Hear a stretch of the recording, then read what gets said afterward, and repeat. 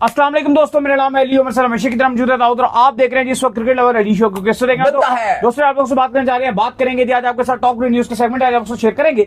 Number 1 पे आप लोगों से बात करने जा रहे हैं कि हारिस ने बता दिया है कि वो T20 में किस नंबर पर खेलेंगे और जिस नंबर का उन्होंने बताया ऐसा लग रहा है कि रिजवान और बाबर की तो छुट्टी हो सकती है। जरा इस पे बात करेंगे। आईसीसी ने कुछ नए रूल्स जो है वो लागू करने जा रहे हैं। वो कौन से रूल्स हैं वो आपको बताएंगे। पुरानी बॉल के हवाले से, नई बॉल के हवाले से, ओडीआई में जो 2 बॉल्स यूज होती हैं उसकी क्या कहानी है वो आप लोग से शेयर करेंगे। अंडर 19 वर्ल्ड कप को कुछ लेकर अपडेट आ रही है, बिल्कुल वो भी आपको बताएंगे।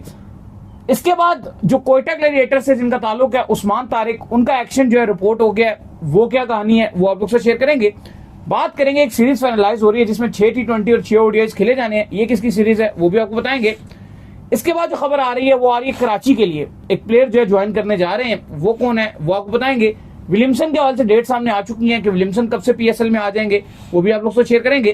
काफी प्लेयर्स जो है वो बाहर हो रहे हैं इस वक्त जो है वो लगातार आईपीएल से, क्यों बाहर हो रहे हैं वो भी आपको बताएंगे। तो अगर आप हमारे चैनल पर पहली बार हैं चैनल को सब्सक्राइब करें और साथ लेकर तो इस वक्त जो नंबर 1 खबर आ रही है वो आ रही है जी मोहम्मद हारिस के हवाले से। तो मोहम्मद हारिस ने ये कहा है कि मैं जो है वो बैटिंग अब करूंगा नंबर 3 पर। उनसे पूछा गया कि भाई बताएं नंबर 3 पर आप जिस तरह लगातार अभी यहाँ पर भी बैटिंग कर रहे हैं तो साइम और फखर के आने के बाद आप क्या करेंगे। तो उन्होंने कहा कि मुझे कन्वे कर दिया गया था पाकिस्तान की जो मैनेजमेंट है उनकी तरफ से कि जब फखर और साइम जो है वो आ जाएंगे तो आपका रोल 3 पर होगा। तो उन्होंने कहा उसी की मैं प्रैक्टिस कर रहा हूँ। बड़े अच्छे रन्स भी किए उन्होंने इस नंबर पे। देखिए बिल्कुल आपके मोहम्मद हारिस से रन्स बनाए हैं, आए थे, इवन मैच डेड रबर हो गया था लेकिन उन्होंने बड़ी जबरदस्त शानदार बैटिंग की। बेशक बाबर आजम का बल्ला नहीं चल रहा लेकिन हारिस ने आके बड़ा अच्छा कैमियो खेला था।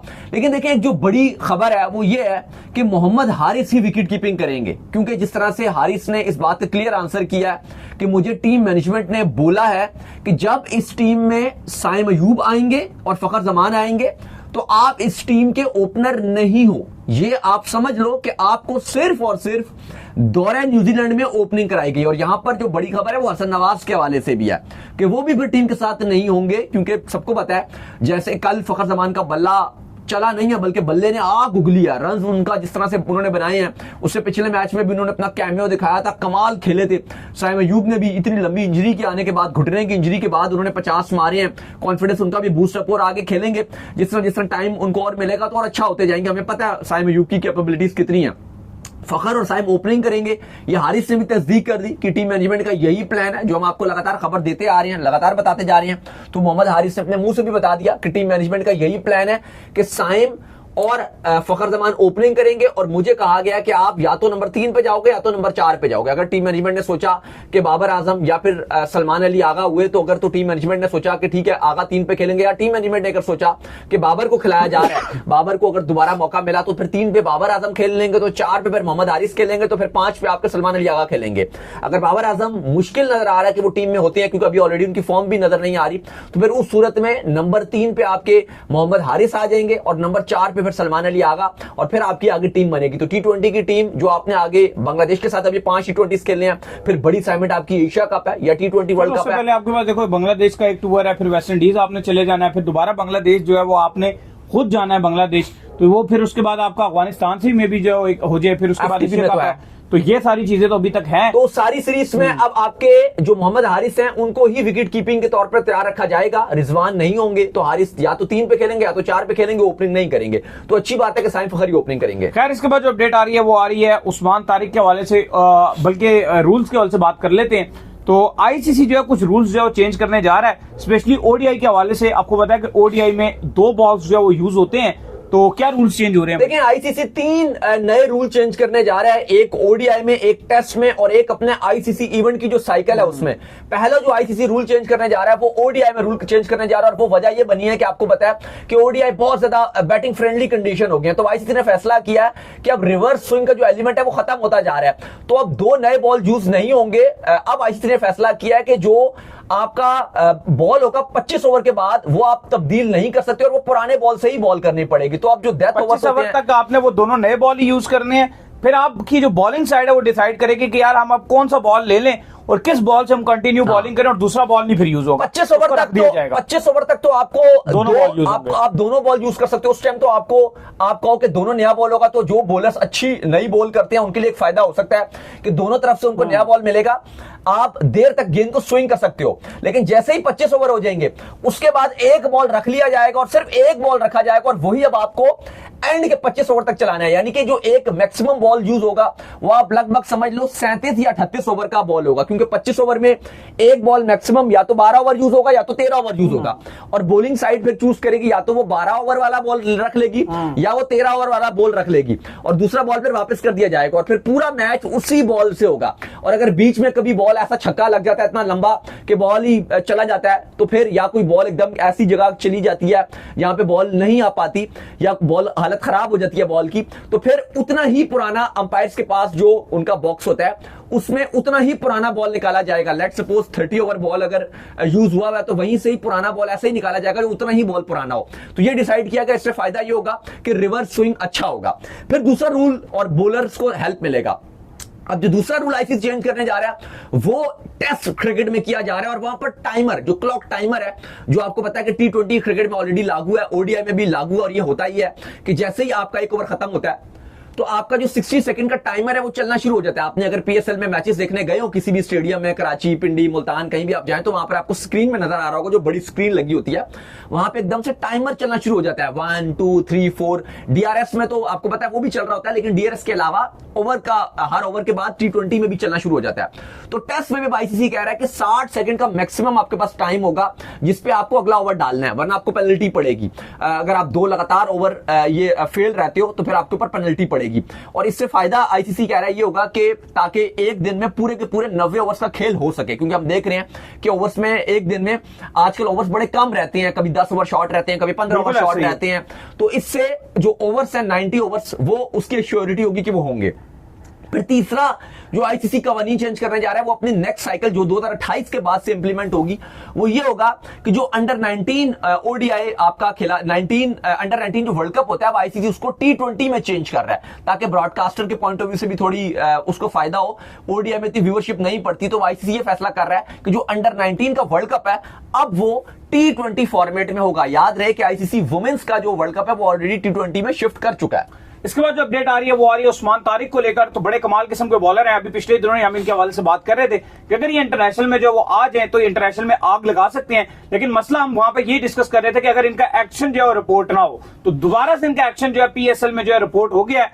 फिलहाल तो वो अभी अपनी फ्रेंचाइज की तरफ से खेल भी सकते हैं, ओवर डाल भी सकते हैं, लेकिन अगर उनकी फ्रेंचाइज ने उनको दोबारा खिलाया और उन्होंने ओवर डाले और एक बार दोबारा से उनका एक्शन जो है रिपोर्ट हो गया तो फिर वो बॉल नहीं डाल सकते। फिर उनको जो है अपने आप को क्लियर करवाने के लिए आईसीसी से लैब होती है वहां जाना पड़ेगा और उस लैब से टेस्ट करवाकर अपने आप को क्लियर करके फिर लाकर इनको डालना पड़ेगा। तो दाऊद साहब इनका बड़ा मसला है यार, बार बार रिपोर्ट होते हैं ये तो। नहीं बिल्कुल, अब आप अगर क्वेटा के लिए अवेलेबल तो रहेंगे और क्वेटा चाहे तो इनको खिला भी सकता है, लेकिन अगर क्वेटा ने इनको दोबारा खिलाया और अगर दोबारा इनको एक्शन इनका रिपोर्ट हो गया, पिछले साल भी इनका एक्शन पीएसएल में रिपोर्ट हुआ था, और अगर आप दोबारा हो गए तो फिर इनको आईसीसी लैब जो दुबई में है वहां पे जाके इनको अपना टेस्ट करवाना पड़ेगा और फिर ये पाबंदी भी इन पे लग जाएगी और दोबारा ये बॉल भी नहीं डाल सकते। तो वो लैब क्लियर ना करे ऑब्वियसली, तो बड़ा ये अनफॉर्चुनेट। हम पहली बात कर रहे थे कि बॉलिंग उनकी भरपूर है, बड़ी शानदार है, लेकिन एक्शन मशकूक है, लेकिन एक्शन इनका सवालिया निशान है और वो उनको हर्ट कर सकता है। फिलहाल उनका मानना यह उस्मान तारिक का कि वो मेडिकली उनकी ऐसी डायमेंशन है जो पता नहीं, वो कहते हैं कि 2 एल्बो है मेरी, इस वजह से मेरा जो एक्शन है वो थोड़ा सा इस तरह से होता है। जैसे आपने शोएब अख्तर ने भी बात की थी, उनका एक्शन भी थोड़ा डिफरेंट है। मुरली भी सवाले से कहते थे कि मेरी जो बनावट है हाथ की वो ऐसे ही है, लेकिन उस्मान तारिक का भी मानना ही है, उनका भी कहना यह कि मेरी 2 एल्बो है, वो इस तरह कुछ बताते हैं। लेकिन जो भी है अब ये माना जाएगा या नहीं माना जाएगा ये तो बात की बात है, लेकिन लग नहीं रहा कि माना जाएगा। और जो थोड़ा सा रुकते हैं अपना बॉल थ्रो करने से पहले, जो कर रहे थे डिलीवर करने से पहले, आप वो देखो वहां पे वो थोड़ा सा रुक जाते हैं, तो वहां पे थोड़ा सा एक्शन उनका मशकूक होता है। लेकिन ये अनफॉर्चुनेट बात है क्योंकि बड़ी अच्छी गेंदबाजी वो कर रहे हैं, सब उनकी तारीफ करते हैं, लेकिन अगर एक्शन रिपोर्ट रहेगा तो कोई फायदा नहीं और पाकिस्तान तो फिर वो नहीं खेल पाएंगे। खैर, इसके बाद जो अपडेट आ रही है वो आ रही है एक और सीरीज के हवाले से। तो एक और सीरीज जो है वो फाइनलाइज्ड जो है वो हो चुकी है। इंडिया ने टूर करना है भाईजान इस बार जो है बांग्लादेश का। अगस्त में ये सीरीज खेली जानी है जहां पर 3 T20s खेले जाने हैं और 3 ODIs होने हैं, और ये एग्जैक्टली एशिया कप से पहले होगा। लास्ट टाइम एशिया कप आपको याद है कि हुआ था अगस्त के जो लास्ट वीक है उसमें हुआ था एशिया कप, लेकिन इस बार चूंकि ये सीरीज का शेड्यूल आ चुका है तो इससे साफ ये पता चल रहा है कि जो आपका एशिया कप है वो सितंबर के फर्स्ट वीक में होगा जी। हाँ, एशिया कप की जो तारीखों की है अपडेट वो 4 या 5 सितंबर से होगा। इस बार तो टीम्स भी ज्यादा है, तो अगर ये इवन अगर 2-3 से भी शुरू कर देते हैं, क्योंकि इंडिया और ये जो बांग्लादेश है इसकी सीरीज खत्म होगी 31 अगस्त को और भारतीय टीम यहां से रवाना होगी 1 सितंबर को। तो अगर एशिया कप शुरू भी हो जाता है तो बाकी टीम्स के मैचेस करवा देंगे, क्योंकि 2 ग्रुप बनाए जाएंगे ना, एक में पाकिस्तान इंडिया और 2 हल्की टीमें होंगी, और दूसरे ग्रुप में 4 टीमें होंगी, श्रीलंका, बांग्लादेश, अफगानिस्तान और एक और टीम होगी। तो अगर एशिया कप 4 तारीख को शुरू भी कर दिया जाता है तो बाकी टीम्स के जो मैचेस हैं वो इवन अभी जो इनिशियल डेट आई थी वो तो ये भी रिपोर्ट्स हो रही थी, जो ESPN ने रिपोर्ट किया था वो ये किया था कि 1 सितंबर से एशिया कप शुरू होगा। तो अगर 1 सितंबर से भी एशिया कप शुरू कर देते हैं, आई थिंक उसमें भी कोई वो चीज नहीं है, क्योंकि बाकी टीमों के मैच ये पहले रखवा देंगे और इंडिया और बांग्लादेश के 3 तारीख को या 4 तारीख के बाद मैचेस प्रोबेबली रखवा दें, क्योंकि जो ESPN ने रिपोर्ट किया था 1 महीना पहले कि एशिया कप की जो डेट थी वो उन्होंने 1 सितंबर से आगे कोट की थी कि 1 सितंबर से ऑनवर्ड खेला जाएगा। लेकिन आपको पता है कि बांग्लादेश इस बार काफी सारी टीम्स को होस्ट कर रहा है, बिलखुसूस पाकिस्तान को एक होस्ट कर रहा है, 3 T20 के लिए जुलाई में होस्ट करेगा, फिर भारत को ये होस्ट करेगा अगस्त में, और तारीखें भी अनाउंस कर दी गई हैं। ये फर्स्ट एवर सीरीज है जो बांग्लादेश इंडिया को T20 में होस्ट कर रहा है।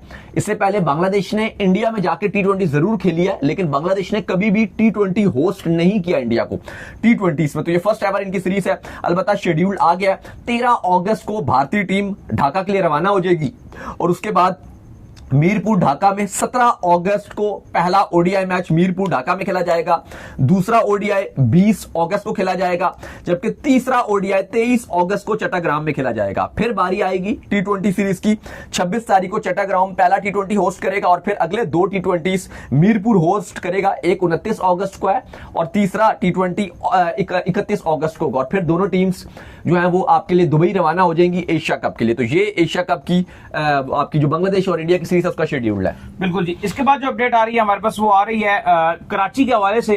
तो नया प्लेयर जो है कराची को ज्वाइन करने के लिए तैयार है, कौन है जी? बिल्कुल जी, मैक मर्डर जो है वो पहुंच चुके हैं कराची, उन्होंने कराची को ज्वाइन भी कर लिया। मैकडर मोट आपको पता है रिप्लेसमेंट पे लिया गया है इनको, लिटन दास की रिप्लेसमेंट पे, और अब ये कराची किंग्स की तरफ से खेलेंगे, ज्वाइन कर लिया। बिल्कुल जी। इसके बाद जो अपडेट आ रही है वो आ रही है केन विलियमसन के हवाले से।